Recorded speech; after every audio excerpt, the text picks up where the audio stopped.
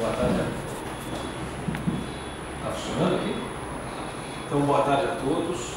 Queria agradecer muito a presença aqui do professor Gustavo Barbosa, da Unesp de Rio Claro, que vai fazer essa palestra sobre a importância do Platão, dos conceitos de ciência, matemática.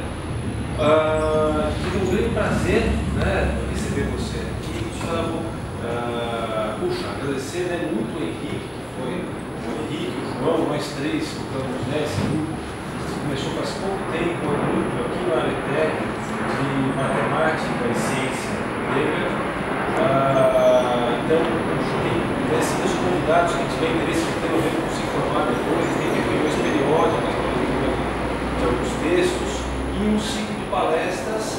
E é um imenso prazer, então, que você tenha vindo, lá de Rio Claro, para poder falar com a gente. Agradecer a presença de todos vocês. Quer acrescentar alguma coisa? Então, acho que é isso. Agora estou me escutando, agora está funcionando. Vocês estavam me escutando antes, né? Sim. Então. Bom, primeiramente gostaria de agradecer pelo convite, principalmente pelo professor Henrique e a organização do evento aqui. Sou muito grato por poder estar aqui compartilhando então a minha pesquisa. Essa pesquisa hoje, acho que vale a pena dizer que foi uma pesquisa de 10 anos que eu fiquei estudando junto com o professor Irineu Bicudo lá na Unesp de Rio Claro, que infelizmente há pouco tempo ele nos deixou. E eu fui para Rio Claro para fazer um mestrado com ele, e fiquei fazendo doutorado, pós-doutorado, tínhamos um grupo de estudos lá. Enfim, ele era o meu mentor nessa área da cultura grega. Bom, e também gostaria de agradecer a todos os presentes que vieram aqui hoje presenciar. Presenciar não, desculpa. Estou um pouco nervoso de prestigiar esse trabalho. Bom, essa apresentação, então, como vocês podem ver, foi resultado da pesquisa de pós-doutorado, então ela vai ser dividida em duas partes. Na primeira parte do diálogo, quem conhece o Parmênides de Platão, eu estou usando essa versão em português, na verdade, para o estudo eu usei várias, mas para nossa discussão aqui hoje é uma ótima tradução, essa da professora Maura Iglesias. E nessa primeira parte do diálogo, então, vai ter uma discussão epistemológica que talvez não tenha tanto a ver com a matemática diretamente, mas de alguma forma toca no tema da matemática. E depois eu gostaria de falar um pouquinho do uso da matemática no diálogo, na argumentação, quando o Parmênides vai pedir para o jovem Aristóteles debater com ele e vai, então, conversar sobre filosofia e a matemática entra nos argumentos. Bom, a primeira coisa que eu descobri estudando o Parmênides de Platão é que o primeiro consenso que a gente chega a respeito desse diálogo na filosofia é que não há consenso a respeito dele. Os estudos, em geral, consideram ele é um texto que acho que emite muitas interpretações ao longo da história, porque ao ler os textos do Platão, nós temos que ir na introdução e ver a referência crítica, ver os textos, os estudos. E há quem considere um texto vazio, um mero jogo lógico. Há quem considere esse texto, por exemplo, uma revisão da própria filosofia do Platão, que Platão teria recebido críticas em sua própria época, e que reformula alguns pressupostos da sua filosofia no Parmênides. Outros veem esse diálogo com uma forte mensagem metafísica. Enfim, existem aí várias interpretações, e aí eu tive que conhecer um pouco, ver pelo menos brevemente um pouquinho de cada uma, para saber onde eu estava pisando. Então, basicamente, a gente considera esse diálogo em duas partes. A primeira parte, até quando Sócrates conversa com Zenão, e eles discutem a respeito da filosofia de Zenão, dos argumentos de Zenão. E depois, como eu falei, quando aí Sócrates, então, dá um exemplo de um método hipotético dedutivo e usa esse jovem até o final do texto aí, sempre tirando consequências do que é e do que não é. Então, a nossa primeira parte da nossa apresentação é a primeira parte do texto, que é a discussão epistemológica, e depois a discussão matemática. Bom, na discussão epistemológica, então, já tem essa questão, né, que nós não temos contato com o que é dito do Sócrates, né? No diálogo é dito que, pela primeira vez, Sócrates tinha trazido os seus escritos com ele e que ele estava lendo para um grupo de pessoas e Platão entra com Parmênides, o Sócrates, né, entra com Parmênides, a discussão já está acontecendo, e aí Sócrates pergunta, né, quer ouvir a primeira hipótese do primeiro argumento de Zenão. Então já começamos aí, né, de uma inovação científica, né, de um método hipotético, né, começando olhando sempre para os significados dos termos para tentar entender o que está acontecendo. Então o primeiro dele é uma hipótese, que uma hipótese a princípio não é uma verdade estabelecida, é uma coisa que nós aceitamos momentaneamente, digamos assim, né, e aí verificamos quais consequências vão derivar dessa hipótese. Se essa conexão argumentativa for forte e chegar numa verdade, então a hipótese se sustenta. Se não, então essa hipótese deve ser falsa. Digamos que é uma verdade assim, que se assume para desenvolver essa argumentação. E interessante também que nessa questão metodológica, os argumentos de Zenão, então, eles vão concluir por absurdo. É uma argumentação por absurdo. Uma parte, eu posso adiantar, dessa pesquisa, que me fez ir até o texto do próprio Parmênides, né, o poema do Parmênides, para saber sobre o que eles estavam falando, quais são os pressupostos, né, filosóficos e científicos que estão por trás aí disso. E uma coisa interessante, um dos resultados que eu tive nessa pesquisa, que eu estou me aprofundando, é de que, por exemplo, aqui, temos matemáticos aqui, pessoas que conhecem a matemática, né? A pergunta que eu sempre coloco. Se vocês tivessem que listar uma ordem hierárquica entre os tipos de demonstração da matemática, quais vocês colocariam em primeiro lugar? A mais importante, por exemplo, a demonstração matemática, que é aquela que nos cursos nós aprendemos desde o começo, e aquela que é tida como a mais importante. Escaria? Dedução. Dedução, sim, mas uma demonstração direta, você está dizendo. De que pega o objeto e mostra as consequências, as causas daquilo. Por exemplo, nesse sentido. Só você perguntou qual tipo de demonstração? Direta, por exemplo, por absurdo. Essa resposta é incomum. Em geral, os matemáticos falam demonstração direta, a que mostra a causa de um objeto. Né? Que a gente sabe que, historicamente, Aristóteles tinha reservas quanto à demonstração por absurdo. E nessa pesquisa foi interessante perceber que, talvez, né, eu vou arriscar aqui, as demonstrações por absurdo fossem mais antigas. Eu acredito que elas fossem mais primitivas. Inclusive, o exemplo de demonstração que nós temos, que é primeiramente atribuído ao autor de maneira direta, é por absurdo. É uma demonstração, é a demonstração da terceira proposição, da Sectio Canonis de Euclides, mas que é atribuída a Árquitas, e ela é demonstrada por absurdo. Então, é uma demonstração da matemática pré-euclidiana, onde temos uma cultura crítica, lógico, né, que isso, quem vai dizer isso são comentadores posteriores. Essa é a parte, digamos assim, delicada da história. Mas eles atribuem a Árquitas, então, uma demonstração anterior a Euclides e completa por absurdo. Então, a importância que eu tenho percebido é desse diálogo entre filosofia eleática e matemática. Isso é importante para nós. Bom, aqui eu fiz uma breve representação do que seria esse argumento do Zenão, claro.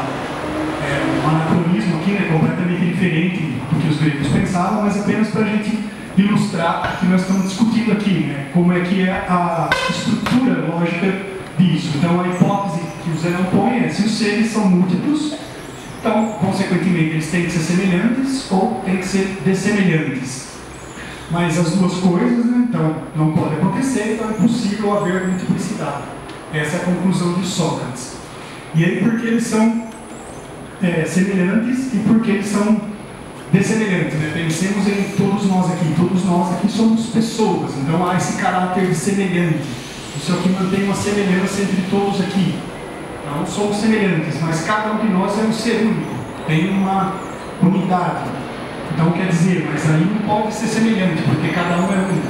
Então as duas coisas ao mesmo tempo não podem valer. Esse é o absurdo.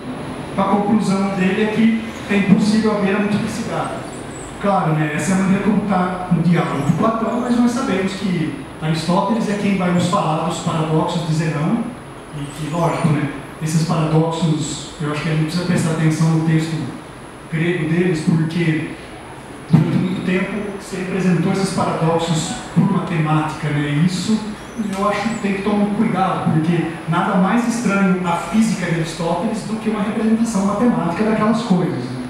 A física de Aristóteles era uma ciência qualitativa, né? A física passa a ser uma ciência quantitativa, podemos dizer assim, basicamente, acho que a partir de Arquimedes. De Arquimedes não, desculpa, de Galileu. Porque Arquimedes é o grande herói de Galileu. Bom, duas coisas então que se encontram presentes aqui nessa argumentação do Zenão, que vai estar implícito no diálogo, o princípio de não contradição e o princípio de ter sido excluído. Essas são as lições que a gente tem da filosofia, porque para um matemático, como ambas as coisas são tautologias e são logicamente equivalentes, se você pergunta para o matemático, ele diz que é a mesma coisa. Ele não vê diferença entre esses dois princípios, porque ele está olhando, né, para a lógica que está subjacente aí. Então, na filosofia, pera lá, né, eles consideram que a literatura crítica atribui, então, o princípio de não contradição a Parmênides, ela está ali no poema dele, a deusa vai falar com ele, né? Então, o que é não pode não ser, isso está claro no poema, só que o princípio de ter sido excluído, a crítica atribui muito a Zenão. É como se Zenão tivesse dado um passo aí diferente no caminho do mestre, tivesse feito algo diferente, né? Quer dizer, determina que nessas opções só pode haver essas duas, não pode ter nenhuma outra opção. Como nós vimos, né, no argumento do Zenão, como ele aparece no Parmênides, as duas coisas aí estão ao mesmo tempo, né? Estão aí as duas presentes. Bom, como eu já estava falando, né, dos paradoxos do Zenão, é incrível saber, estudando, né, na filosofia, que basicamente o que nós sabemos a respeito desse personagem da filosofia, a maior parte é devido a Aristóteles, né? É ele, então, numa passagem da física que vai falar dos paradoxos, vai descrever, né, o Aquiles, a tartaruga, o estádio, a flecha, e Simplício, comentando a obra de Aristóteles, também vai falar, então, do paradoxo de Zenão. Bom, essa parte interessante é que Próculos, comentando o Parmênides do Platão, ele vai dizer no trecho que os argumentos dele seriam algo em torno de 40. Seriam então muitos argumentos, né? Eles se perderam. Mas quando nós olhamos para aqueles que Aristóteles nos trouxe, então é interessante pensar que, bom, pensando de um ponto de vista estrutural agora, né? Um pouco matemático agindo, eles têm mais ou menos aquela mesma forma, como a gente falou, né? De começar com uma hipótese, chegar num absurdo e mostrar que a hipótese não pode valer. Então, essa estrutura paradoxal, nós podemos supor, então seriam exemplos, eles sempre partem de exemplos concretos, exemplos físicos. Então, quer dizer, uma filosofia que usa o físico, mas raciocina a partir disso, cria uma teoria. E acho que esse é o núcleo da filosofia do Zenão, né?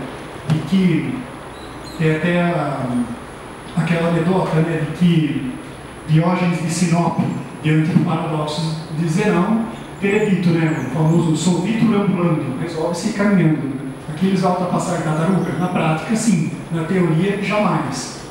Então, é uma questão que parece ser o núcleo da filosofia de Zenão e que ela, então, aí, como nós vamos ver, parece que é essa característica que Sócrates vai criticar quando ele falar com Zenão a respeito, então, dessa filosofia. E que, claro, né, ele começa, então, a forçar essa questão da redução ao absurdo.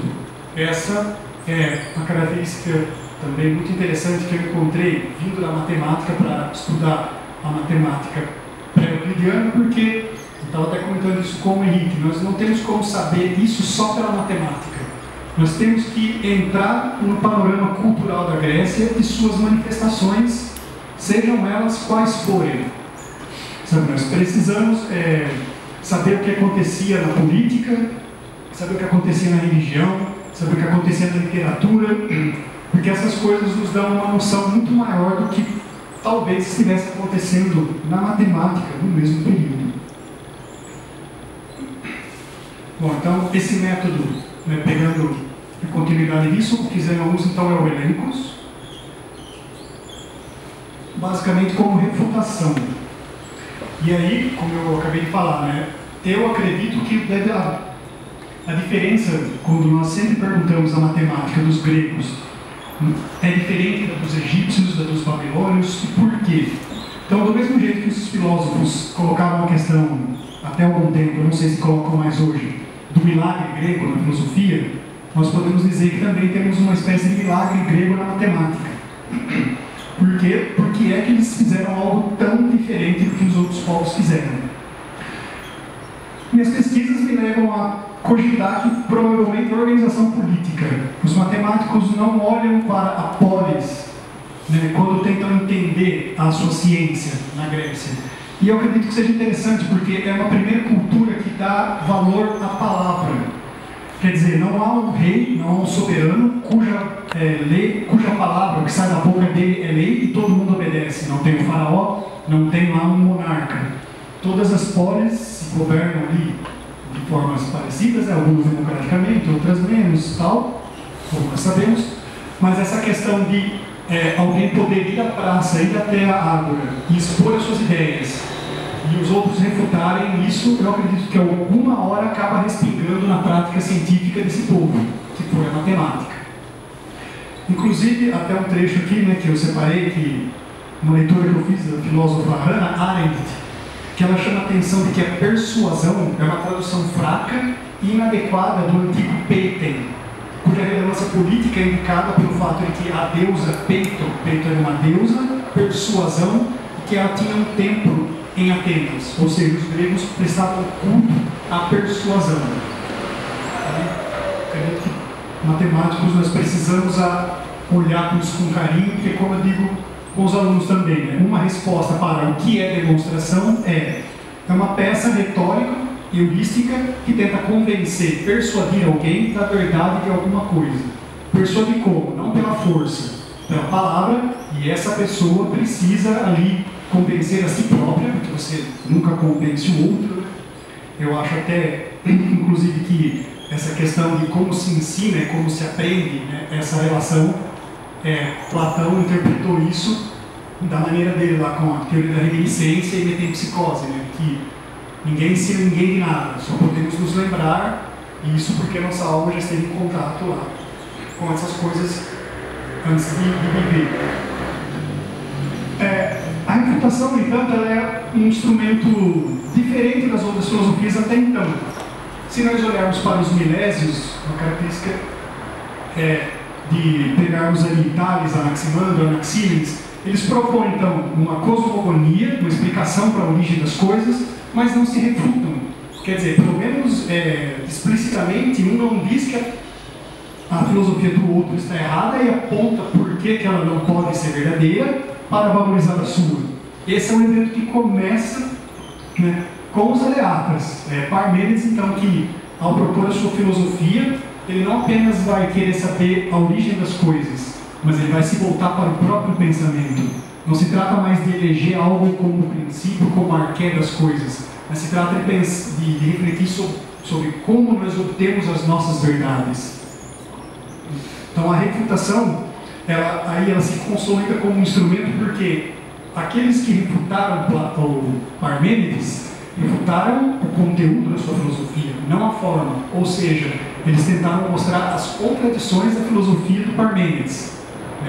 E assim, quer dizer, o Elencos foi absorvido pelas práticas, digamos, filosóficas, e isso ficou uma prática comum. Tentava se mostrar aí o absurdo de uma proposição, de uma filosofia, para mostrar que a sua proposta é melhor. Então, o Elencos é como se o conteúdo da filosofia de Parmênides não, de certa forma, teve seus opositores, mas a forma do Elencos refutar a refutação, não. Bom, Platão, como nós sabemos, também vai absorver isso. Os diálogos, inclusive, né, são ali Platão como interlocutor, lógico, né, perguntando para alguém a respeito de algum conceito, entre aspas, né, podemos falar isso precisamente com os gregos, querendo saber o que essa pessoa pensa a respeito de tal coisa, e aí fazendo elencos o tempo inteiro, devolvendo, né? Sempre encontrando contradições no discurso dessa pessoa. Bom, aqui, então, em algum momento, os estudiosos atribuem que o elencos pertence mais à fase dos primeiros diálogos, dos diálogos socráticos. É onde o elencos está mais característico, onde nós, claro, em todos os diálogos nós vemos acontecendo, porque Sócrates está sempre conversando com alguém. A maioria das obras de Platão são diálogos, então o elencos está ali. Mas como ele se caracteriza de maneira mais forte, seria, né, também uma divisão que não se tem consenso, mas na fase inicial dos textos do Platão. Depois, aí, numa fase mais intermediária, onde acredita-se que Platão estivesse falando talvez mais da filosofia dele e se afastando um pouco do Sócrates, admite-se que ele toma as ciências matemáticas, vamos colocar assim, né, as ciências das formas, as ciências dos números e as ciências dos movimentos, né, astronomia e harmonia. Inclusive, na República ele vai chamar de ciências irmãs, um termo que está exatamente no fragmento de Árticas, né? Ele vai chamar de Mathemata Adélfia. Então, é um termo exatamente, nós podemos encontrar lá, uma influência então que se atribui pitagórica ao Platão, e que essas ciências, bom, claro, né, estamos falando da República, a gente sabe do currículo que deve estudar quem, estão lhe propondo uma cidade ideal, e o estudante, então, vai ter que destinar 20 anos da vida dele estudando matemática. Depois de educar o corpo, ele iria passar, então, 20 anos, um currículo bem extenso aí. Bom, e deixa eu só ver se eu passei. Tá, essa expressão, desculpa, faltou colocar a referência, né, do Gregory Plastos. Ah, não, tá lá, coloquei em cima, achei que estivesse embaixo. Eu, sinceramente, não sei o que exatamente ele está querendo dizer com isso. Ele não diz isso no seu texto. Ele diz que em algum momento, então, Platão privilegia a matemática por conta, ele vai usar essa expressão, déficit de certeza epistêmica do elencos. Ele não explica por quê, mas o que eu acredito que seja, né, a minha conclusão a partir da leitura do Plastos é de que o elencos parte de opiniões. Quando Sócrates pergunta o que você acha que é, então tem esse vínculo fraco ainda de estar tratando de opiniões, né? Ele está preso ainda na questão da doxa, e que a matemática para ele talvez seria algo que existe um conhecimento certo, né? Uma coisa que hoje eu sempre brigo com o pessoal, né, entre aspas, porque é uma moda pós-moderno, o pessoal desconstruir verdades, né? Quando você vai falar dos gregos, todo mundo, mas não existe verdade, não. Calma. Os gregos viviam, parece, uma situação completamente inversa, né? Eles precisavam estabelecer uma verdade. Eles precisavam estabelecer um sistema de verdade para se agarrar ali e fazer suas conclusões. Eu penso que os elementos de Euclides, por exemplo, é um dos maiores exemplos disso. Ele é um sistema de verdades da matemática estabelecido, e a partir dele que começa então Arquimedes, Apolônio, que se desenvolve a matemática grega. Então, quer dizer, eu digo, né, os gregos precisavam construir uma verdade, eles precisavam estabelecer a verdade, eles precisavam de um porto seguro para desenvolver filosofia e ciência. Então, entrando agora quando Parmênides, no Parmênides, Zenão conversa com Sócrates, tem aqui então, né, esse trecho interessante, onde eles vão falar em demonstrações. Essa palavra aparece no texto em português. E aí, né, estudando isso, bom, vamos olhar para o que ele está chamando de demonstração aí, né? Muito cuidado nessa hora. Então ele pergunta, Sócrates pergunta para Zenão se aqueles argumentos para eles são demonstrações. Ele diz, você considera isso como uma demonstração para você? E Zenão diz, sim. E depois ele vai dizer para o Parmênides, né, olha, parece que ele quer aproximar-se de você, né, não só pela relação discípulo e mestre, mas também pelos argumentos, porque ele diz a mesma coisa que você de um jeito diferente. Você nos apresentou belas e boas provas de sua filosofia e tal. Depois disso, o Sócrates propõe como solução para os problemas da multiplicidade tratar das ideias. Então ele apresenta ali a filosofia platônica. Então temos esses dois trechos, Zenão falando com Sócrates e ele falando da filosofia eleática, Depois ele propõe aí as formas inteligíveis como solução, então, para, como nós vimos, semelhança e dessemelhança. Em vez de mostrar que coisas são semelhantes e dessemelhantes, ele diz que ficaria muito mais espantado se alguém mostrasse que a semelhança em si é dessemelhante e a dessemelhança em si é semelhante. Então, tem uma indicação aí que vai para as ideias. Bom, vou usar aqui agora uma imagem que é bastante útil do ponto de vista didático, porque no meu contato com os filósofos, estudando Platão, eu tenho aprendido duas posturas. Primeiro, considerar cada diálogo fechado em si, cada diálogo é um organismo vivo e próprio, mas também não podemos deixar de ignorar as pontes que ele faz com outros textos, né? Autorreferências são sempre comuns. Então, tendo um pé nas duas coisas. Eu vou usar então essa imagem que é muito rica da metáfora da linha dividida e do mito da caverna. E os filósofos costumam sobrepor as duas. É como se o mito da caverna fosse a dinâmica de algo que é apresentado estaticamente na metáfora da linha.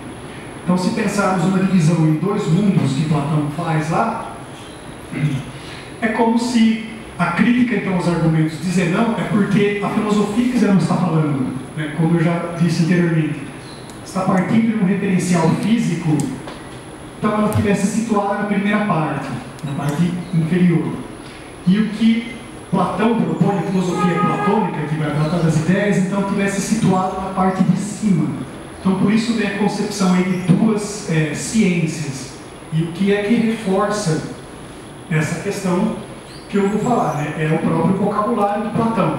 O próprio vocabulário dele me leva a fazer essas conclusões, claro, né? Que não são conclusões definitivas e estou sempre aberto ao diálogo para melhorar essas coisas, mas ao menos ao que eu tenho chegado até então, me mostra isso.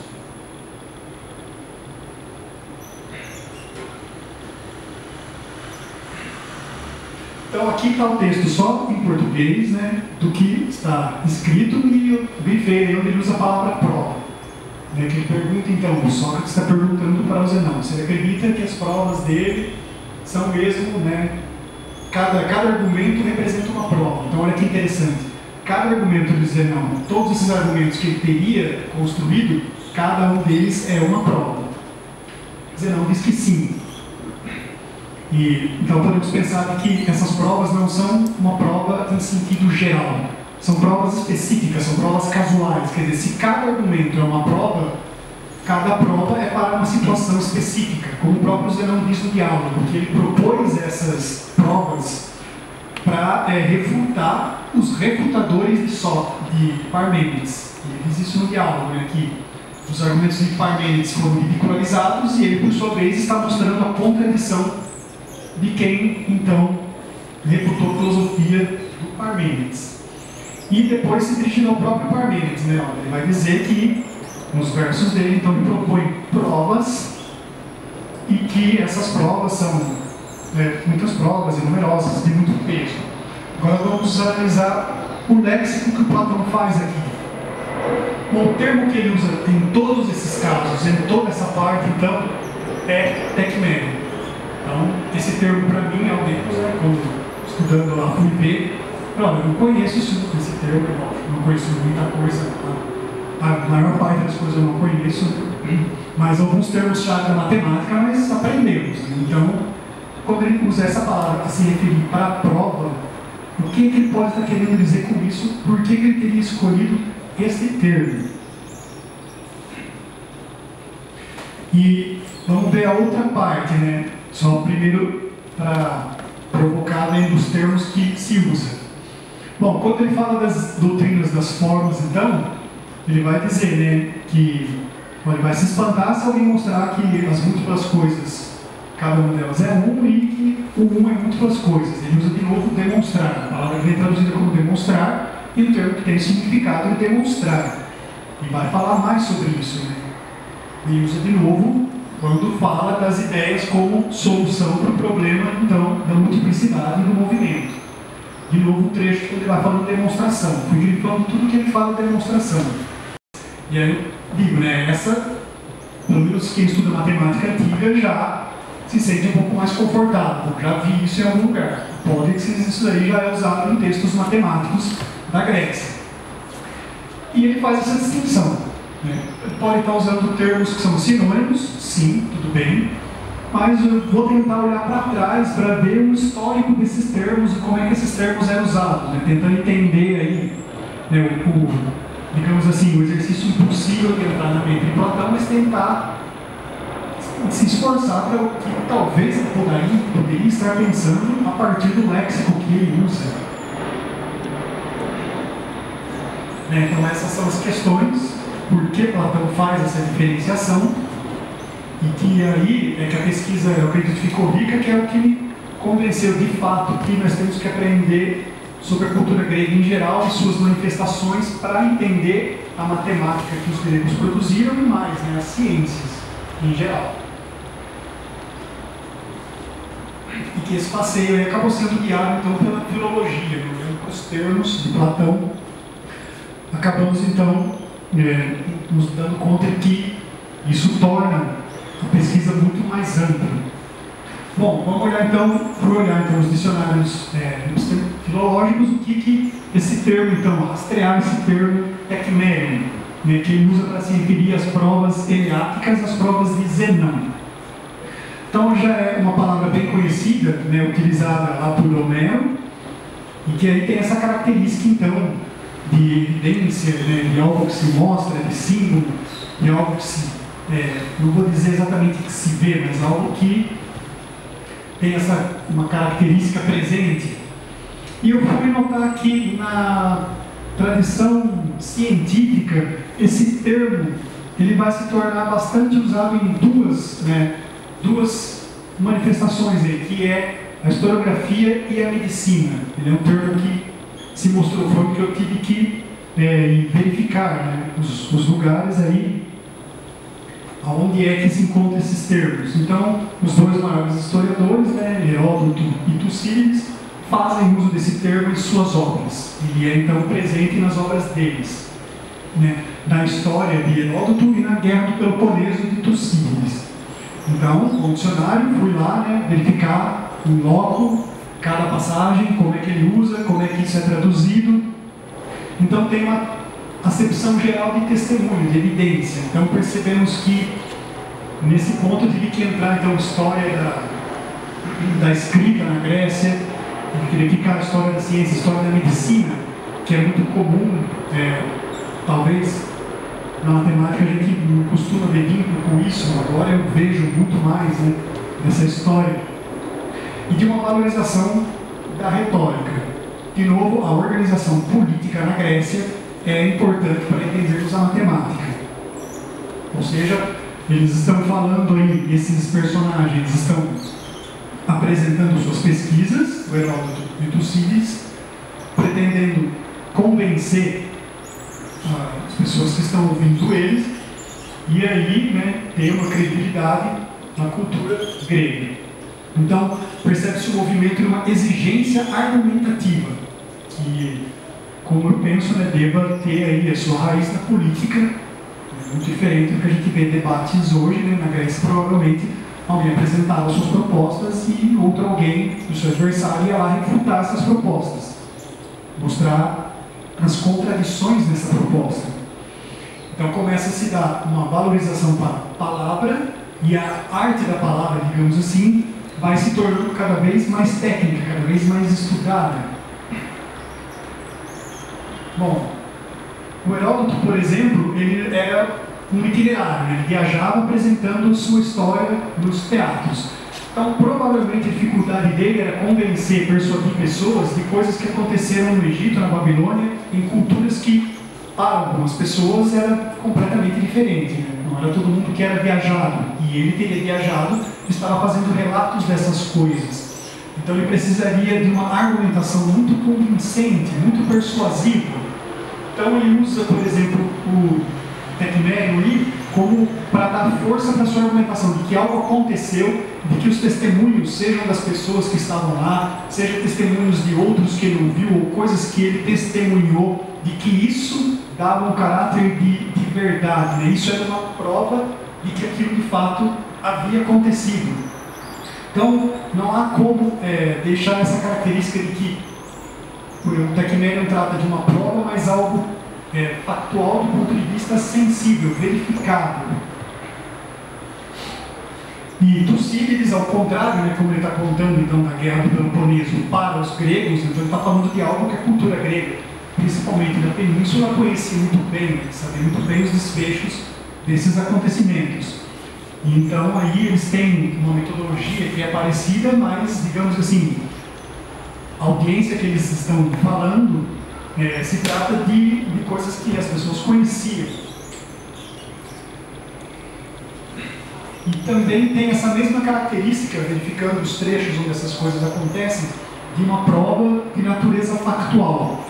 Lógico, ele dizia o que acontecia com os soldados, e era o que era sabido por todo mundo, então aquilo ali deveria ser uma verdade.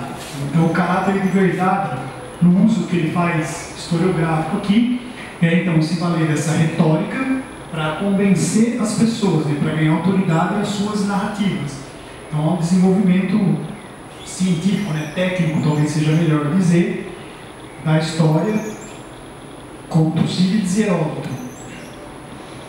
E a parte que me deixou bastante feliz por ter conhecido isso também, é olhar para a medicina, que até então eu achava que não tinha relação, e quando a gente começa a pesquisar, a gente precisa ir a outros lugares, tem que ler, não tem jeito.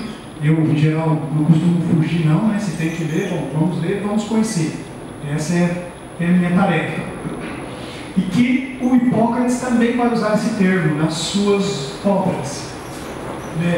E que separei um trecho aqui do seu escrito da arte, sobre a arte, que ele vai falar que uma grande prova da existência da arte e da medicina, está falando, é que mesmo quem não acredita nela, se recupera através dela. E essa emergência da história como uma prática científica e como ela precisa se firmar, é uma história magnífica, porque nós vemos ali uma influência da filosofia. Nós temos um médico falando de epistemologia, antes dos filósofos, antes de Platão, por exemplo, e que vários trechos da obra dele nós vemos uma influência de Parmênides, onde ele vai falar que a ciência da medicina ela porque ela tem resultados. Então aquela história do que é não pode não ser, isso está muito presente nos trechos das obras de Hipócrates. E mais, ele vai refutar os seus detratores, ou seja, ele vai mostrar que a existência que ele recebia, na verdade, essa existência resume-se a absurdos. São contradições com a prática da medicina que ele está estudando. Essa é uma frase que pode parecer estranha quando nós vemos na obra dele, que ele vai falar que ciência, tecné, é vista porque tem forma. E aí, claro, estamos num contexto antes de Platão, tecné tem um significado aí, mais geral. Platão vai transformar esse termo na sua filosofia, e também o Eidos principalmente, Platão vai transformar aí no modo de expor a sua filosofia, as ideias. Então ele vai falar que a medicina é aquilo que é visto, é aquilo que pode se testemunhar, e que isso tem resultados. E muito dos trechos do Hipócrates, então, refutando então os seus detratores e usando uma base filosófica para isso. Então ele vai dizer que, por exemplo, quando se ministra uma certa medicação, a prova de que está dando certo, o resultado do tecmérion, como ele vai usar, é de que a pessoa se recuperou, é de que aquilo passou, ou o sinal de que tal sintoma é atribuído a tal ciência, a prova disso é tal coisa. Ele usa tecmérion muito com esse sentido, de que a medicina, obviamente, é algo muito totalmente por sentidos, mas também que é raciocinado, mas muito por tocar, observar muito doente, tem muito essa característica da observação, e precisa se anotar uma maior quantidade de detalhes o possível para tentar esclarecer a questão da doença, e que todos esses sinais, esses sintomas, essas marcas, digamos assim, essas evidências, como então ele vai usar tecmérion na sua ciência. Então, estamos vendo aqui, como essa palavra era usada em um contexto anterior, onde podemos dizer uma cultura que Platão conheceu, cultura que Platão foi herdeiro. Hipócrates, então, vai fazer essa defesa. Ele vai dizer que a prática da medicina, então, essas descobertas, tem que ser algo científico, tem que ser algo que tem que ser reconhecido como tal. A epistemologia precisa, sim, se manifestar. Porque essas coisas não acontecem por, ele vai usar esse termo, por fortuna, por tiqué, ou seja, não é por acaso. Essas coisas têm uma causa. E ele está tentando mostrar, e os antigos que não aceitavam a medicina, né, de que essa prática nova precisa ser aceita. Então, esse panorama da história da ciência, né, de como uma ciência na Grécia precisava se firmar pela refutação de quem, né, não acredita, de quem não aceita. Bom, se pensarmos agora na matemática nesse sentido, isso já nos dá uma perspectiva nova, né? Por exemplo, tem um pesquisador italiano, Giuseppe Cambiano, um filósofo, os textos dele são muito bons, que ele vai dizer, por exemplo, que na filosofia é comum encontrar escolas rivais, né? Lógico, nós vemos hoje os textos que chegaram até nós, mas que na matemática não havia isso. Percebam, anteriormente a Euclides, não há assim uma discordância, não percebemos isso, porque talvez a matemática seria uma ciência onde existe mais acordo entre os seus praticantes, e que por não haver discordância, por exemplo, não existe refutação, né, digamos assim, elencos de uma matemática, podemos dizer, então não havia escolas rivais. É essa característica que esse filósofo italiano encontra, que é muito interessante, né? Enquanto escolas rivais, cada um queria escrever o seu texto e queria que o seu texto fosse lido na filosofia, na matemática isso não acontecia. Então, os que fizessem descobertas matemáticas, bom, ele fez, quem estuda aquilo concorda com aquilo, e está tudo bem, não precisa ficar escrevendo textos de escolas matemáticas. Então, essa é uma das características da matemática, pensando nessa perspectiva da história da ciência, que torna tudo muito mais rico. Bom, então, depois desse panorama breve, vamos olhar para o que Platão usa dessa palavra. E o pessoal da filosofia, da escola de Tübingen, costuma fazer essa abordagem, de pegar o léxico e olhar as ocorrências dele na obra do Platão, no corpus inteiro, separar as partes e tentar estudar, ver ali se o Platão está usando da mesma forma, se em cada vez que ele usa o termo ele está pegando uma acepção diferente, o que ele está querendo destacar com aquilo. É uma característica interessante, nos revela muita coisa. Isso, no dicionário etimológico de Platão, então nós encontramos que ele usa o termo tekmeno 72 vezes ao longo de toda a sua obra. Bom, ela não está restrita a um período específico, como eu comentei, né? Nós podemos, de uma maneira, separar os diálogos da juventude, os socráticos, a obra intermediária e a obra da velhice, como se costuma caracterizar, né? A obra do Platão. Ela é, matemática, evitar usar a palavra contínua em todas, porque não posso dizer que ela está igualmente distribuída nas três. Mas ela não se restringe a um período em específico. Isso aí é o que eu posso garantir, do que eu tenho visto. E olhei também, no geral, essas aplicações, ela tem um sentido mais uma prova argumentativa, quando, por exemplo, algo aconteceu e Sócrates está falando daquilo. Então ele quer dizer que ele usa tekmeno no sentido de que o que está sendo dito e o fato que aconteceu estão em comum acordo. É nesse sentido que ele vai usar tekmeno. Lógico, às vezes ele mistura os dois, né? Platão não é rigoroso com as palavras, né? Temos que tomar cuidado para não dividir ele em coisas que Platão provavelmente era um poeta com a língua, né? Ele percorre a língua de maneira assustadora. Aristóteles, pelo contrário, já parece muito mais o escritor científico da maneira como nós entendemos isso hoje, né? Ele já é mais técnico, digamos assim, com relação à linguagem.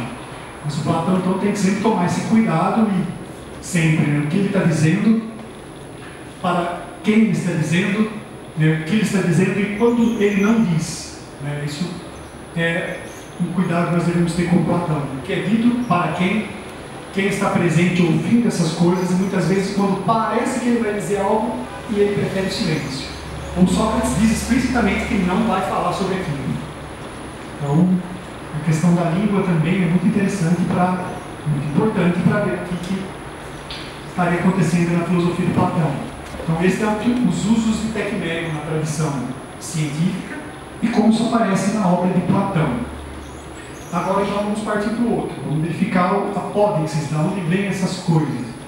Bom, esse daqui está bem registrado no fragmento de Árquitas, e aqui, eu acho que todo mundo conhece, vou usar a referência tradicional do Dios Crans, né, que nós fazemos dessa obra, dos fragmentos dos pré-socráticos. Então, o fragmento 4 ele vai defender então, que a ciência do cálculo é superior às outras artes. E vai dizer, por exemplo, que mesmo quando a geometria não consegue, essa ciência do cálculo então, ela fornece uma demonstração. Então, já podemos ver que tem um caráter científico.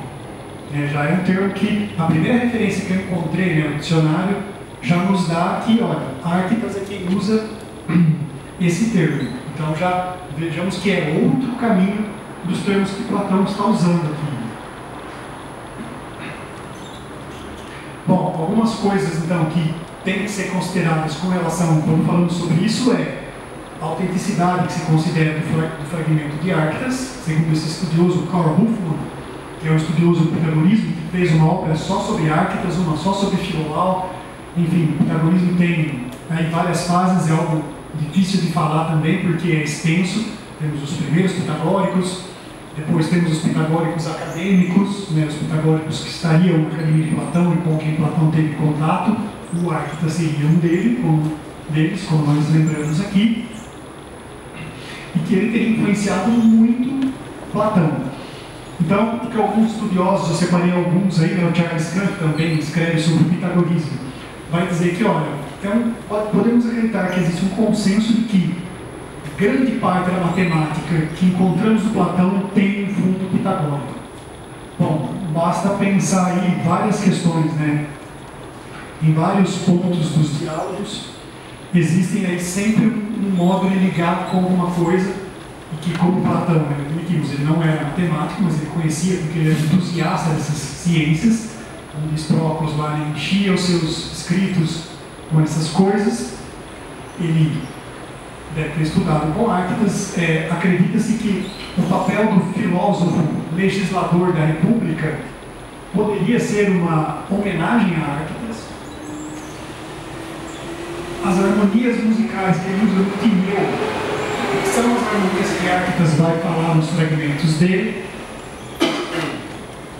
Então tem muita proximidade. Então, bom, o exercício do Menon, também clássico, né, de inserir uma média proporcional, que não é mais seguido que uma redução. Aí já tem outro pitagórico, que é o Filolau, muito obrigado. Tem uma referência a Filolau, que também é outro pitagórico, que eles lidaram então com a questão da duplicação do cúmulo, que é o problema de inserir duas médias proporcionais, e que uma redução desse problema, né, em duas dimensões seria exatamente o problema que trata no Menon. Então, se pensarmos em convencer, né, as pessoas de que a matemática platônica tem esse fundo pitagórico, você tem uma pesquisa toda. Bom, esse termo, então, ele se tornou, ficou associado à matemática mais né, com Aristóteles, como um dos léxicos de Platão nos mostra. Com Aristóteles, então, passa a se tornar um termo mais técnico, como eu falei, né, sempre esse cuidado. Platão, ele não é tão técnico assim com as palavras, né, no sentido de que ele usa de uma maneira mais livre, mais poética, ele varia mais, ele não está tão amarrado a alguns termos, mas Aristóteles então começa a chamar demonstração de apódixis. Ele vai falar de demonstrações silogísticas, matemáticas, as demonstrações geométricas que serviram de exemplo para a silogística aristotélica são então apódixes. E nesse famoso então dicionário de termos da geometria, né, na antiguidade, nós então vamos lá ver esse termo que consta lá, e que então Arquimedes Apolônio, a escola então, de Alexandria, é que toma a partir de então esse termo como sinônimo de demonstração. Então, demonstração matemática passa a ser se referido como apódixis, isso após Platão. Em Euclides já existe aí uma postura parecida, né? Como nós vemos, as proposições dos elementos terminam sempre com o que era preciso provar, o que era preciso mostrar. Quer dizer que ali acaba a argumentação dele, aquilo fecha a prova. E também esse termo está lá nos elementos de Euclides. Então, quer dizer, o líder da escola já começa com esse uso desse termo relativo à sua ciência. Então, já vemos que, como eu tenho falado, segue por caminhos bem diversos esses dois termos. E uma outra palavra aqui, essa tem um sabor especial para os filósofos, né? O verbo aí, né, taumaten, e o taumastos, digo, tem um gosto especial porque é bem conhecida a palavra na metafísica de Aristóteles, lá no começo, quando ele vai dizer que os primeiros homens começaram a filosofar porque se maravilharam com as coisas do universo, né? Isso que muitos anos depois Martin Heidegger vai escrever um pequeno livrinho falando desse termo, né? Falando dessa questão da maravilha que a filosofia causa nos homens. Bom, não por acaso nesse trecho do Parmênides, quando Sócrates está falando das ideias, ele usa essa palavra, e só nessa parte. É uma palavra que também vai aparecer no Teteto, né, num termo específico lá, quando Sócrates diz para o menino Teteto: você está se maravilhando com o que você diz, isso é próprio dos filósofos. Ele vai dizer: percebo que você está maravilhado com as coisas que estamos conversando, e isso é uma característica própria da filosofia. Bom, então, suspeitando um pouco das coisas aqui, Platão usa esse termo exatamente onde ele vai falar dessa questão das ideias, ou seja, se alguém mostrasse as contradições daquilo que é em si próprio, isso deixaria ele maravilhado, isso seria para ele uma maravilha.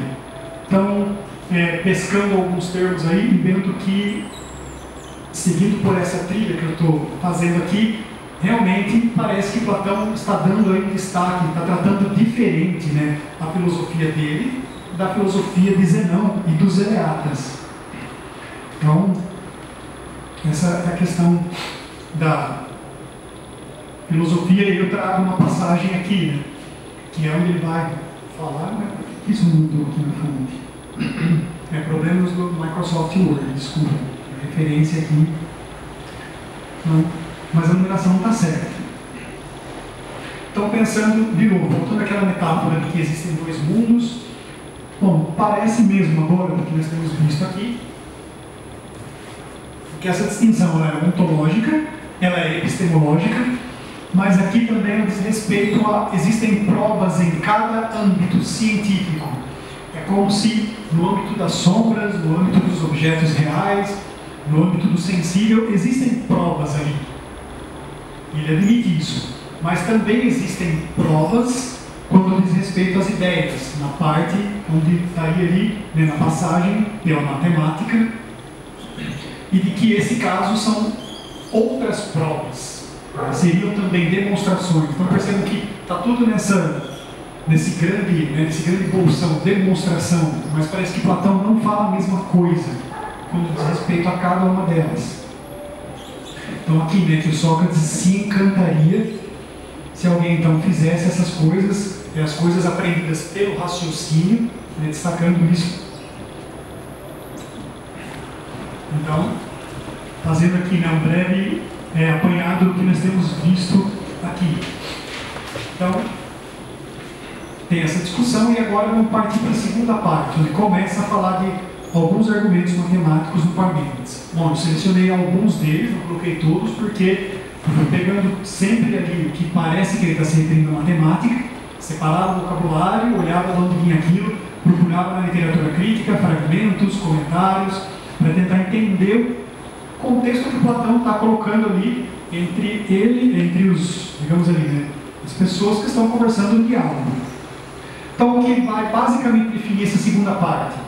Princípio não contradição, terceiro excluído e a refutação. Claro, faltou colocar aqui, né, o uso de hipóteses, mas de uma maneira diferente, que a discussão filosófica enriquece a cultura matemática.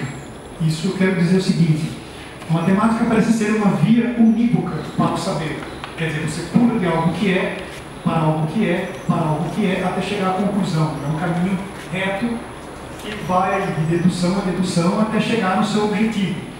enquanto a filosofia, nós vemos na parte tardia do Platão, onde ele faz lá o método da divisão, da diálise, convém olhar não para o que é, mas para o que não é. Então é como se qualquer coisa sobre o que nós falamos fosse definida não pelo que a gente diz que é, mas o seu limite ali, o que define isso também é o que não é.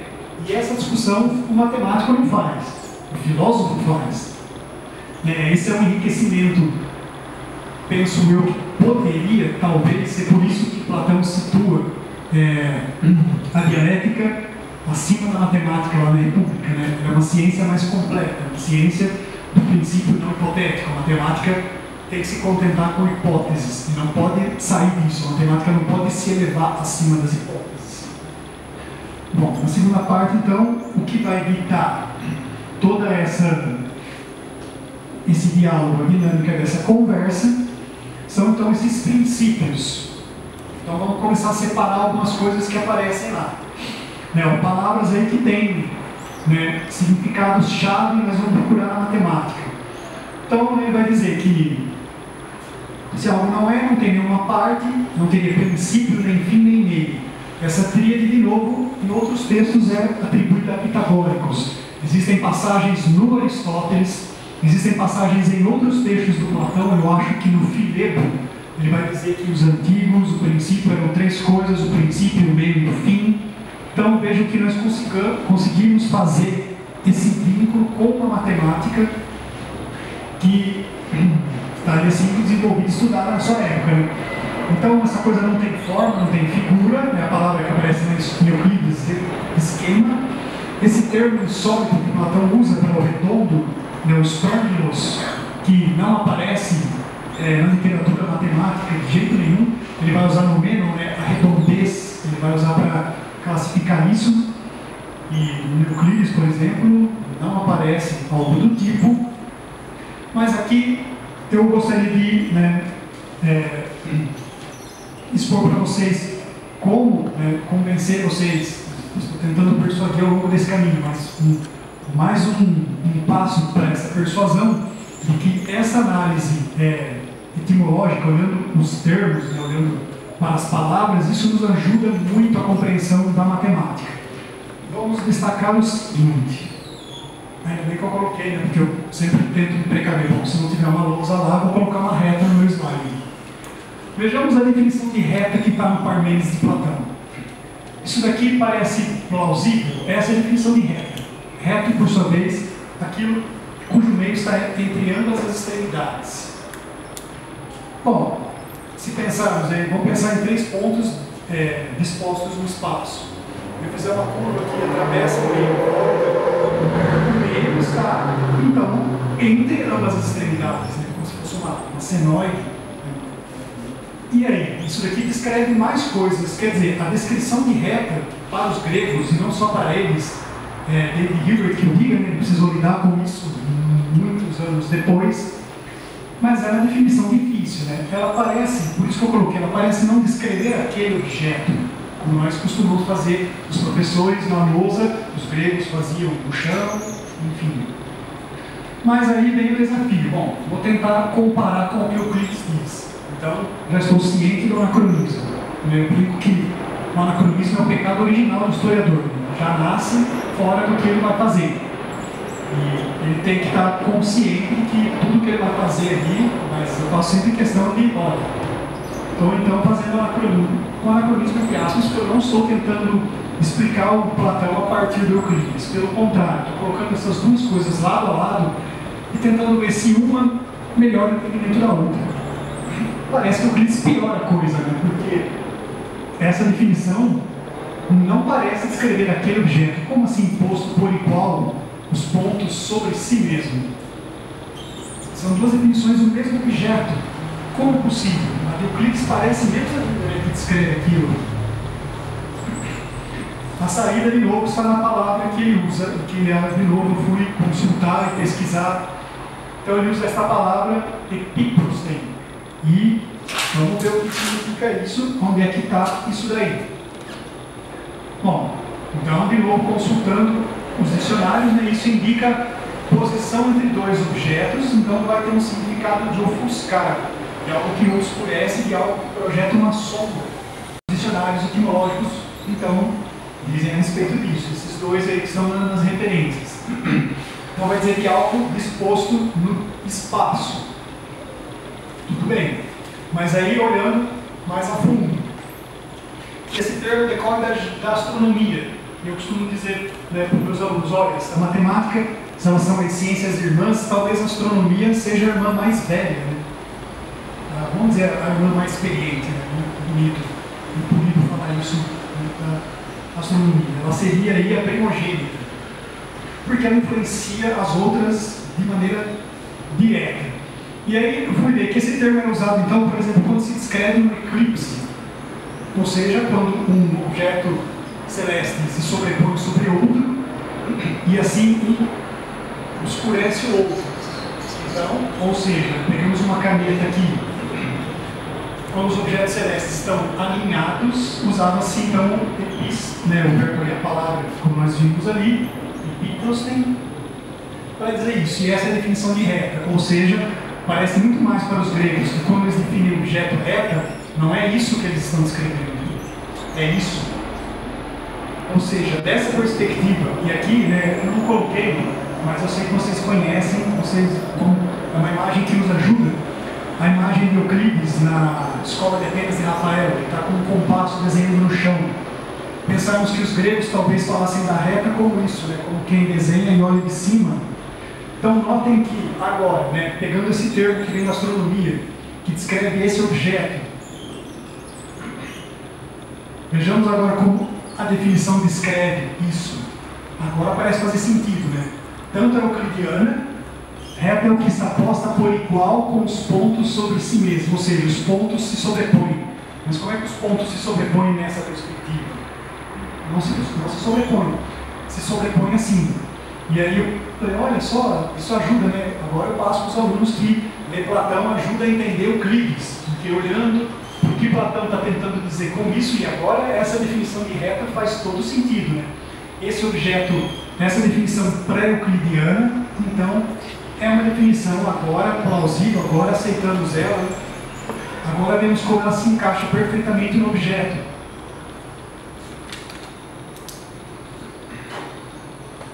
E mais, eu vou descobrir que isso aparece também em outros lugares, não é só o Platão que usa isso. O Aristóteles também vai falar dessas coisas.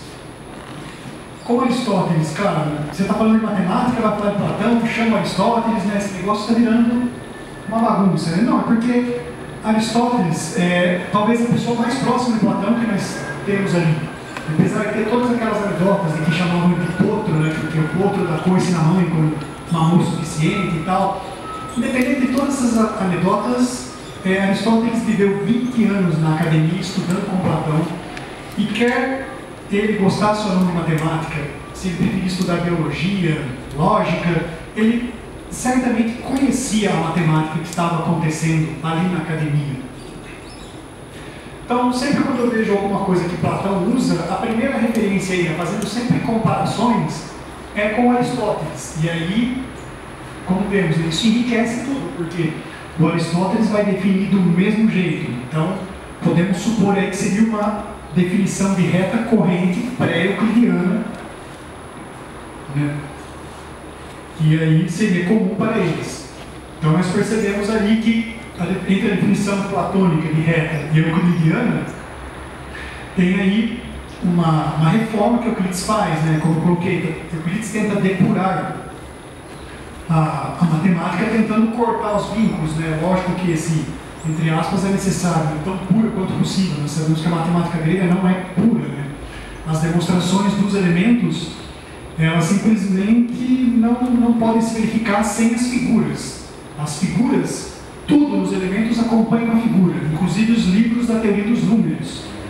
E a figura é parte constituinte da demonstração, ou seja, imagem e texto são uma coisa só para Euclides. Mas ele tenta, né, claro que se afastar aí, tanto quanto possível. E aí eu recorro a esse exemplo que o Proclus vai dizer, né, que anteriormente Euclides usava-se estigmento, essa palavra estigma, né, que é uma mancha, usava-se para as pintas, né, por exemplo, que nós temos na pele. e que Euclides, Platão usa isso, Aristóteles usa isso, e Euclides não. Ele vai usar semeio, é outro termo. E aí o que se conclui a respeito disso é que semeio talvez pudesse ser um termo mais abstrato, que não faz referência, que faz referência a algo que não tem dimensão, né? Porque ponto para Euclides é aquilo que nada é parte.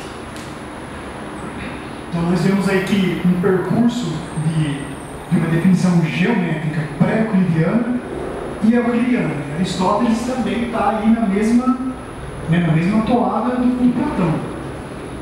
Bom, a questão do tempo também entra aqui uma parte matemática que parece estranha, porque como considerar a matemática ou o tempo matematicamente, né?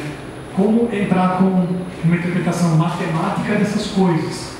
E um dos termos-chave que Platão vai usar lá no fim é instante, né? Ele vai usar esse termo, quer dizer que a mudança ocorre num instante. Bom, mas antes disso ele está falando então que essa questão do ser não pode ter sido no passado, não pode ter sido no presente, não pode ser no futuro. Então não foi, não é e nem será. E de várias formas. Ele está considerando aí a questão difícil do tempo. Como é que a matemática entra nisso? Então há um pesquisador que já faleceu aí há algum tempo, que ele é muito pouco conhecido no Brasil, infelizmente, então faz parte de divulgar um pouco o trabalho dele, que era um filósofo historiador de matemática húngaro, Imre Toth, que ele escreveu um livro onde ele vai falar que se nós tivermos em conta a discussão, toda a discussão dos irracionais, em segundo plano aí, né, do que está acontecendo, para entender o Parmênides de Platão, isso nos ajuda, principalmente nessa parte do tempo, principalmente na parte dos paradoxos de Zenão. Ou seja, a questão de que os gregos não falavam do algo tenha mais ou quando tenha menos, eles usavam esse termo, né, por defeito, que é o que tem menos, e por excesso, que é onde tem aí uma sobra. Então, para ele, essa interpretação ajuda. E como... Nossa, o que esse Word fez com o texto? Bom, estou falando aqui da antanálises e antifálises, tá? Que eu converti, não sei por que isso aconteceu aqui. Que seria o conhecido aqui, que eu digo, né, duplo anacronismo do método euclidiano, que é pegar duas magnitudes e dividir uma pela outra, até verificar se elas têm mesma medida ou se não têm mesma medida. Se não tiver a mesma medida, então, o processo, né, vamos dizer, é mais correto dizer método da subtração repetida e recíproca. Apesar desse nome longo, eu chamo de duplo anacronismo porque, primeiro, chamar isso de euclidiano. Não, Aristóteles está falando disso. Então, não é euclidiano. Esse é o anacronismo menos grave. O anacronismo mais grave é chamar isso de algoritmo. Né? Uma palavra que nós sabemos que vai derivar aí do nome do lado matemático, né, algoritmo, e que é muito posterior. Então, quando falo de gregos, eu tenho esse cuidado. Felizmente, aqui hoje eu estou diante de pessoas que entendem esse cuidado que eu tenho, porque outros pesquisadores acham que é frescura. Não. Para os gregos, eu vou usar método. Pronto. Bom, então, imaginamos então duas grandezas, uma coisa que as traduções fazem, que é importante estarmos atentos. Nas traduções, quando lemos em português, vai estar escrito lá, tem mesma unidade e medida. Esse unidade e medida não existe no grego. Platão e Aristóteles eles vão falar apenas tem mesma medida ou não tem mesma medida. E como é que nós interpretamos isso? Ter mesma medida para eles não é ter o mesmo tamanho, significa ser medido pelo mesmo. É óbvio, né? Esse cuidado dos tradutores ele é completamente compreensível. Unidade e medida quer dizer que ambos podem ser reduzidos a uma coisa comum. Mas essa questão de falar em unidade e medida, isso é um pouco estranho. Então, bom, se uma grandeza dividir a outra, se uma magnitude, porque isso serve para números ou para segmentos, como vai dizer Euclides lá no livro 7, então, tudo bem, encontramos a medida. Se não, repetimos isso. Como? O resto vai ser menor do que B. Então agora eu vou dividir esse B pelo resto e verificar se eles vão ter a mesma medida ou não. Se não tiver, de novo eu repito esse procedimento. e assim sucessivamente. Então, ser incomensurável significa que eles não têm nenhuma medida comum. Esse processo repete-se tanto quanto necessário. Se ele acabar em algum ponto lá embaixo, né, retroativamente, essa medida comum divide o anterior, divide o anterior, divide o anterior, divide o anterior, ela divide tudo. Então essa é a questão, talvez, que nós podemos entender o tempo, né? Essa questão da incomensurabilidade. O agora, o instante, ele seria algo aí que é incomensurável, digamos, entre o passado e o futuro, né? Algo que está em movimento. E por isso nós não conseguimos aprender isso. Então essa é a perspectiva que este filósofo vai dar para essa passagem.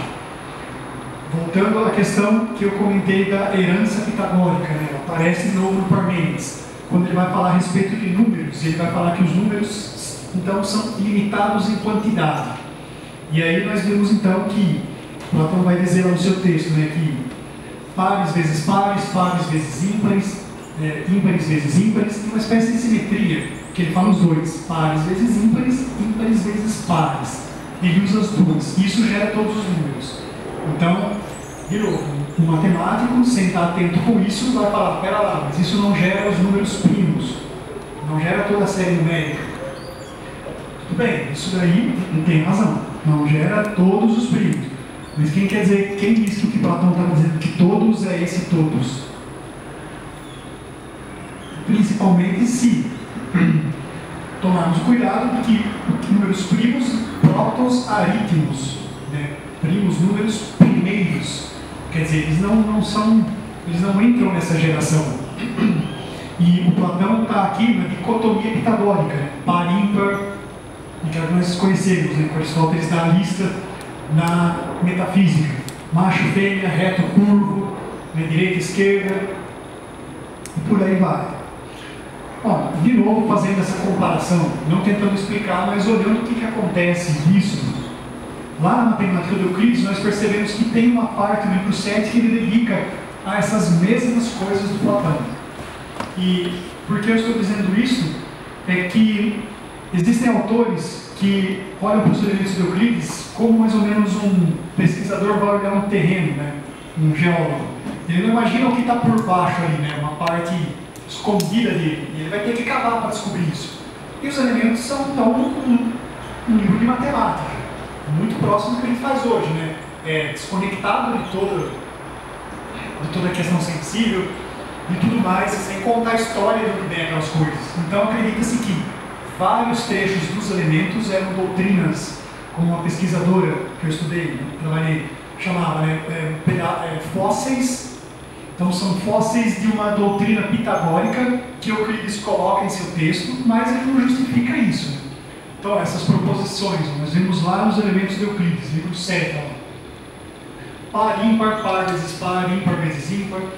E depois, a questão é, como é que isso está conectado com o resto de tudo que vem no texto? É isso que é complicado, porque a matemática sempre tem que um axioma, ou Euclides não usa essa palavra, né? Mas uma hipótese, que é usada para uma prova de alguma propriedade. Depois que se provou essa propriedade passa a ser um elemento usado em outras demonstrações. Então tem uma cadeia lógica, como se fosse uma pirâmide, né, de ponta cabeça, que começa com poucas coisas básicas e isso vai crescendo. Mas isso não necessariamente é necessário para tudo que vem depois. Ele não tem necessariamente um nexo com a teoria que está sendo desenvolvida. Então é onde os filósofos se fiam a isso, que olha, Euclides poderia estar colocando aqui coisas que são mais antigas e que são importantes mesmo que não estejam tão relacionadas assim ao que ele está fazendo nos elementos. Agora o termo aqui, né, da professora Elisabetta Catani, de que seria então uma teoria autônoma, porque como eu falei, não tem vestígios, mas que ela estaria indicando um pitagorismo, e que isso de novo a gente voltaria à importância de Platão, Árquitas, todos esses vestígios, toda essa ligação da influência pitagórica, ou quão pitagórico podemos chamar Platão.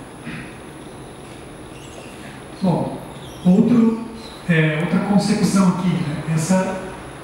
questão de uma proto-indução, que talvez seria anterior a uma indução matemática que acontece aqui no Parmênides.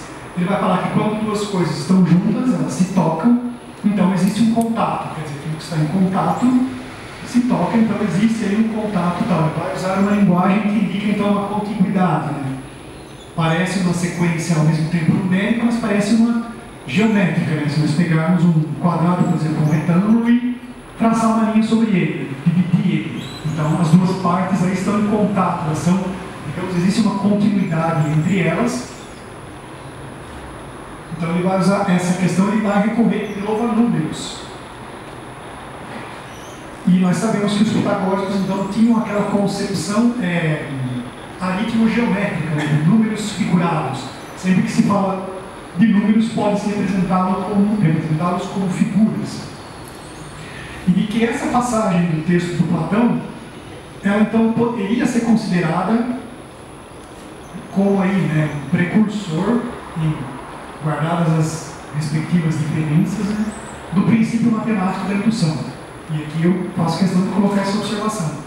Obviamente, né, como matemáticos, nós devemos procurar no texto de Platão aquilo que tem no texto de Pascal, né, que historicamente consideramos a primeira, que enuncia esse método pela primeira vez aí, em 1665. Mas, como muitas outras coisas que nós vemos na cultura grega, parece que uma gênese do pensamento estaria já presente ali no texto do Platão. Bom, vamos ver então como é que isso se organiza para o Pascal. Né? O que ele vai colocar então é o seguinte: essa é a maneira como ele estabelece então a sua indução. Ele faz uso do triângulo aritmético e vai sempre pegar, né? Quer dizer, a soma dos elementos de uma linha vai dar o elemento que está embaixo. Né? Aqui nós vemos como é que 10 vai resultar isso. Se somarmos 15, de novo. Se somarmos 6, 21. E assim sucessivamente. Né? Pascal usa esse argumento na sua demonstração. Mas basicamente, ele usa de maneira ingênua. Maneira ingênua em matemática quer dizer sem o rigor do formalismo.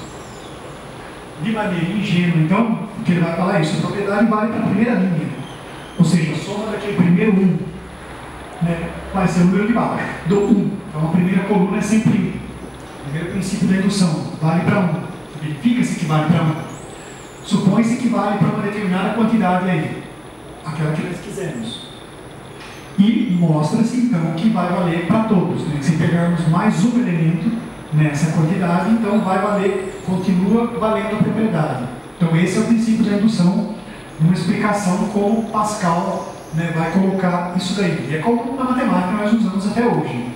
Embora os alunos ali, nós temos que reconhecer um pouco difícil dos alunos no começo do curso aceitar um pouco isso como uma estratégia de demonstração, mas ela, de fato, ela mostra muitos resultados da matemática por essa estratégia. Bom, uma vez então, visto isso, vamos olhar o que está no Platão, para ver de onde que sai essa perspectiva desse estudioso que tirou que ali pode ter então uma proto-indução. Então ele vai falar, né, que se tem pelo menos dois, tem um contato. Propôs que para um caso vale.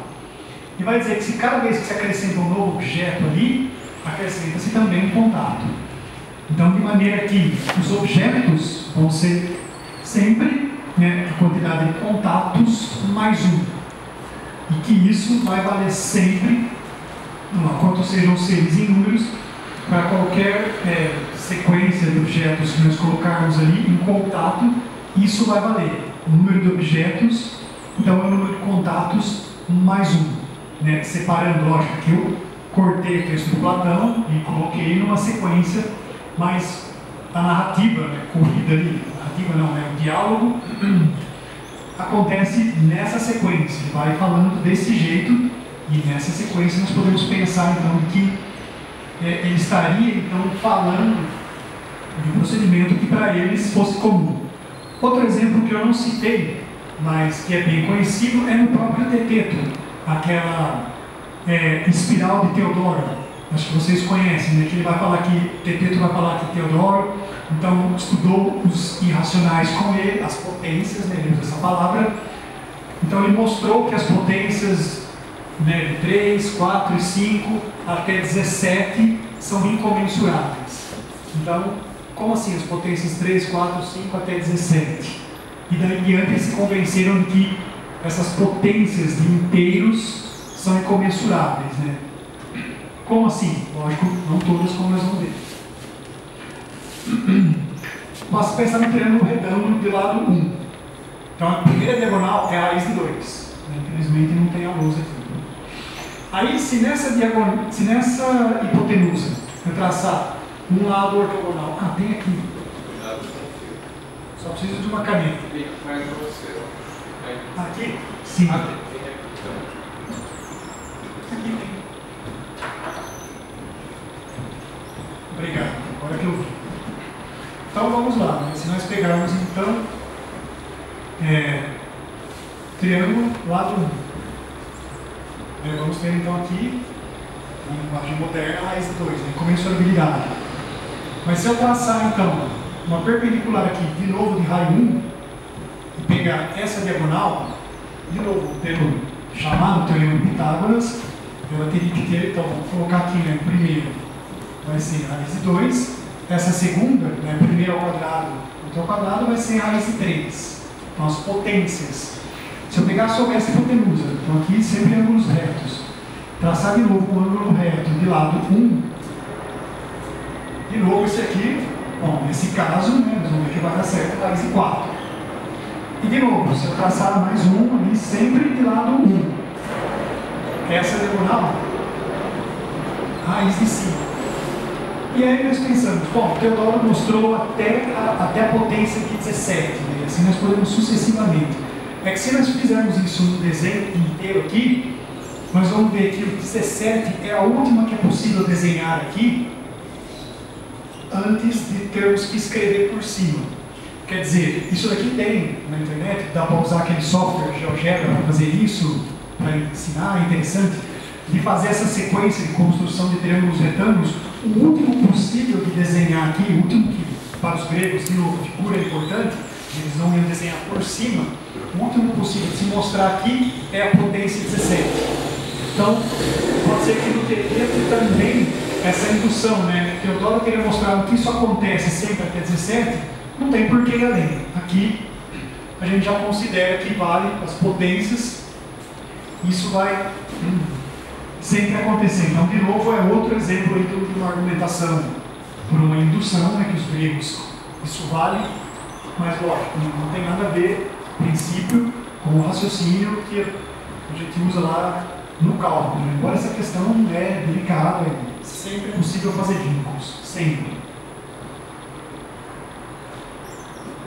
Principalmente pensando, né, uma observação aqui, lembrando matemática, uma homenagem ao Eudoxo, da teoria, então, lá que estudou isso, né, e que era talvez o matemático mais famoso em sua época. Se eu não me engano, ele não é citado uma única vez na obra de Platão.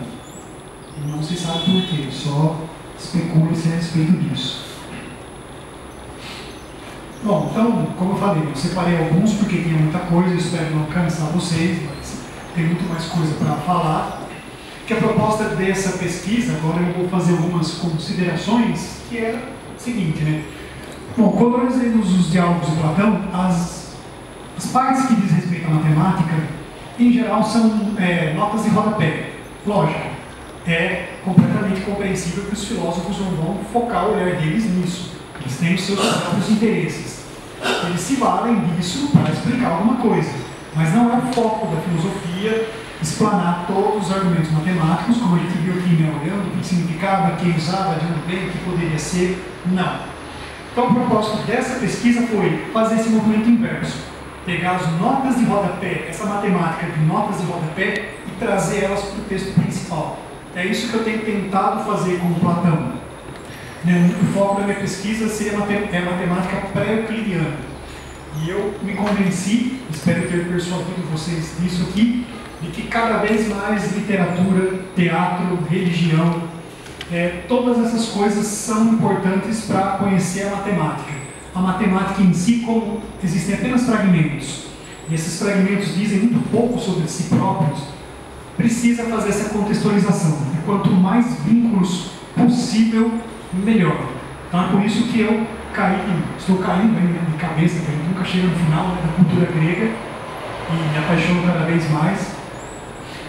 E a história, como eu falei, a história da medicina nos ajuda a entender, né, essa própria filologia, a história dos termos, a história das palavras, quem usava, como usava, essa questão da cultura, que eu acho que os historiadores da matemática, se alguém que puder me ajudar com referência sobre isso, que eu não encontrei, essa influência política na matemática, essa questão do elencos, da reputação, né, desse contexto, desse contato com os eleatas e pitagóricos e matemáticos, tudo isso ainda é uma parte da história da matemática que eu estou tentando jogar luz, sabe? Tentando aí, e vocês sabem que é uma pesquisa lenta, porque eu preciso ler muitas coisas para encontrar algo que, opa, aqui dá para fazer uma ligação, né?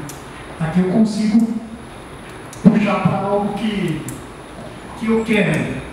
E essa matemática nos textos do Platão, ela é importante primeiro de duas perspectivas. Primeiro porque tem aquilo que ele falou, do extrato fóssil. Nós não sabemos até que ponto Platão está falando de algo que era bem conhecido, bem estabelecido, e já era o padrão na época dele, e até que ponto ele está testando teorias que estão sendo desafiadas na academia. Até que ponto é a matemática ali, que está na superfície, né? A matemática de ponta, é aquilo que os matemáticos estão lá se debatendo na academia e que ele coloca essas coisas, quer dizer, ele traz também novidades para o seu leitor. Então, essa matemática nos textos do Platão, ela mostra essas duas vertentes, né, de uma matemática aí em fase de erupção, digamos assim. E a literatura de apoio é indispensável para isso, né? Fragmentos, comentários, outros autores, essa tradição doxográfica. Eu fiz esse passeio, talvez, né, os filósofos não foram muito comum, né, pegar um autor, comecei a falar de Platão, fui Euclides, falei de Arquimedes, fomos para a história, depois ciências, Aristóteles, medicina, mas enfim, tudo isso para tentar compreender então a matemática que acontecia antes de Euclides e que infelizmente nós não temos muita informação. Então vamos enriquecer isso pelas beiradas. Bom, vou mostrar aqui, eu coloquei tudo, então são várias páginas, mas se alguém quiser depois eu passo toda a bibliografia que eu usei, ó, esse filósofo aqui, Giuseppe Cambiano. Os textos dele são os artigos dele são muito bons. Ele vai falar, por exemplo, do começo de uma tradição escrita na matemática. Então, se alguém quiser, né, as referências que eu usei de Euclides, ó, como podem ver, eu fui ter que olhar para a história da escrita, né, fui olhar então para textos que falam do início da poesia, né, das narrativas, enfim, da oralidade na Grécia, como isso passa para uma tradição escrita. Bom, a própria obra do Karl Hofmann, o Arctas, o texto também do Hipócrates, esse Jacques Joanna, que traduziu, né, a obra do Hipócrates. Esse texto também, ó, Instante, a experiência lá se não me engano, o termo é Exeipnes em grego, que é o termo que Platão, quer dizer, escreveu uma monografia, esse autor, apenas sobre esse uso, apenas sobre a questão do tempo do Parmênides de Platão, onde eu encontrei algumas referências sobre essa questão dos eleatas influenciando a matemática, e foi aí onde eu entrei na questão das demonstrações por absurdo, que talvez elas podem ter sido a mais antiga demonstração da matemática, talvez porque é tudo muito palpável, muito delicado. Aristóteles tinha fortes restrições com relação a isso, porque a demonstração por absurdo não dá a causa daquilo que está demonstrando. É uma demonstração, digamos assim, não pode ser de um jeito, então obrigatoriamente tem que ser de outro e devemos aceitar. O texto clássico, que é considerado o comentário do Parmênides, do Maurizio Migliori, o Proclus também, o dicionário de Charles Mugler, algumas traduções. Sempre vou cotejar várias delas. Bom, aí as obras do Platão, que eu olhei, tudo isso para estudar o Parmênides. A versão também francesa, então uma coisa que tem me ajudado bastante nessa área são os estudos do francês. como é que ele se chamava? Para que o nome vier, eu falo, desculpe. Mas escrevia sobre a cultura grega em geral, falava da... Isso,